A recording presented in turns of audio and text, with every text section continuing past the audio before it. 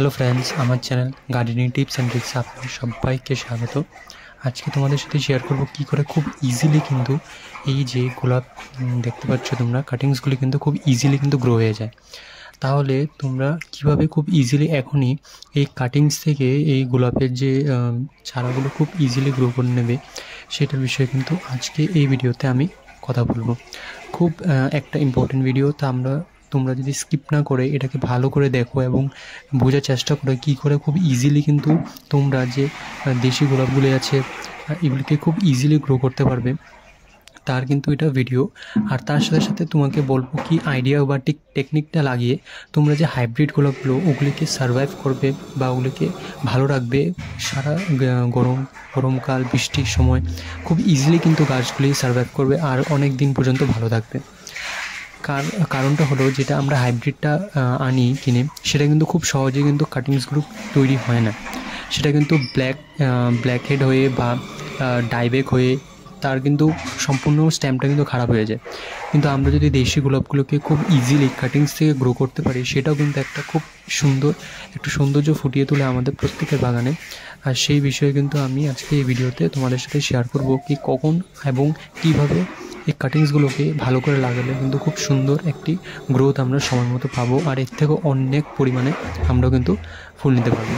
তাহলে চলুন ভিডিওটা শুরু করা যাক। এর আগে আপনারা যদি আমার চ্যানেলে নতুন হয়ে থাকেন অবশ্যই চ্যানেলটাকে লাইক, শেয়ার অ্যান্ড সাবস্ক্রাইব করে আমার পাশে থাকবেন এবং ফলো করতে অবশ্যই ভুলবেন না। সেই কারণে তার মাধ্যমে কিন্তু অনেক ভিডিও আসবে এবং ইন্সপায়ার হয়ে অনেক কিছু এরকম ইম্পর্টেন্ট টিপস যেগুলো আমরা কিন্তু অনেকেই জানি না সেগুলো কিন্তু শেয়ার করতে আমি মোটিভেটেড হব, আর এমনই ইম্পর্টেন্ট গার্ডেন রিলেটেড ভিডিওস কিন্তু আমি দিতে অনেকটা হেল্পফুল হব। তো চলুন ভিডিওটা শুরু করা যাক। তাহলে কি করে খুব সহজে কিন্তু গোলাপের যে কাটিংসগুলো এখন লাগালে কীভাবে আপনারা অবশ্যই অনেকটা বেনিফিট হবেন এবং অনেকটাই কিন্তু গ্রোথ পাবেন এই কাটিংসগুলো থেকে।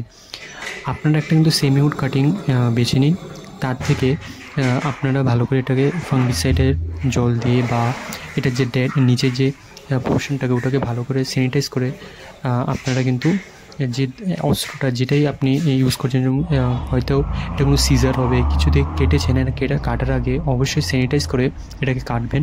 তাহলে সেই কারণে কিন্তু কোনো রকমের ফাঙ্গাস বা কোনো রকমের ডেড হেড কিন্তু বা যেটাকে আমরা বলি ডাইব্যাক, এটা কিন্তু অবশ্যই কিন্তু এখানে দেখা দেবে না। আর আপনাদের কিন্তু এই গাছটা কিন্তু হেলদি থাকবে আর গ্রোথটাও কিন্তু অনেকটা মেনটেন থাকবে এবং আপনারা কিন্তু খুব ইজিলি কিন্তু এর থেকে অনেকটা ভালো রেজাল্ট পাবেন। এই দেখো, আমি তার সাথে সাথে দুটো পটের মধ্যে কিন্তু আমি কাটিং লাগিয়েছি। একটা হলো লাল যেটা দেশি গোলাপটা ওইটার, আর একটা হলো পিঙ্ক কালারের যেটা গোলাপটা ওইটার। তো ওই দুটোটাই কিন্তু আমি প্রায় 1 থেকে 2 সপ্তাহ আগে কিন্তু এটাকে গ্রো করেছিলাম, আর দেখতে পাচ্ছ এটা গ্রোথ কিন্তু এখনও কন্টিনিউয়াসলি হচ্ছে। সময় লাগবেই হতে, কারণ এখন ওয়েদারটার সাথে সাথে তার কাটিংয়ের যে সার্ভাইভাল রেটটাও কিন্তু অনেকটা ডিপেন্ডেন্ট থাকে, অনেকটা কিন্তু তার উপরে নির্ভর করে কিন্তু এর যে গ্রোথটা ওটা কিন্তু মেনটেন হয়। তার জন্য আপনারা একটু অপেক্ষা করেন, পেশেন্ট রাখুন। এই দেখতেই পাচ্ছেন কিছু অলরেডি বার্ডস কিন্তু বেরোনো চালু হয়ে গেছে।